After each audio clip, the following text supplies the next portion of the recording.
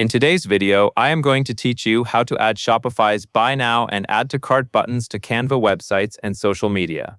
To begin, log into your Shopify admin dashboard. From there, go to Settings, then open Apps and Sales Channels. This is where Shopify lets you manage extra tools and features for your store, including ways to sell products outside of a standard product page. Once you are there, click Shopify App Store. In the search bar, type Buy button and look for the official app made by Shopify.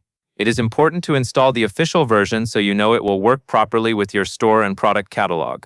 Open the app listing, then install it and allow Shopify to add it to your store. After installation, give it a moment to appear in your Shopify dashboard. This can take a few seconds, so if you do not see it immediately, just wait briefly and refresh if needed.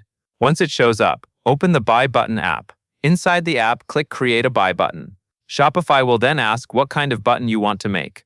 You can choose Product Buy button if you want to feature one specific product, or Collection Buy button if you want to display multiple products from a collection. Choose the option that fits how you want customers to shop from your Canva website or social media page. Next, select the product you want to use. Shopify will show you a list of available products from your store. Find the correct item, click on it, and then click Select to continue. Now you will be taken to the customization area. On the left panel, you can adjust the appearance and behavior of the button. This includes the style, colors, and what happens when someone clicks it. For example, you can decide whether the button adds the product directly to the cart or takes the customer to checkout.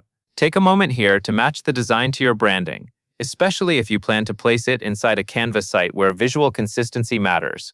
When everything looks the way you want, click Next in the top right corner.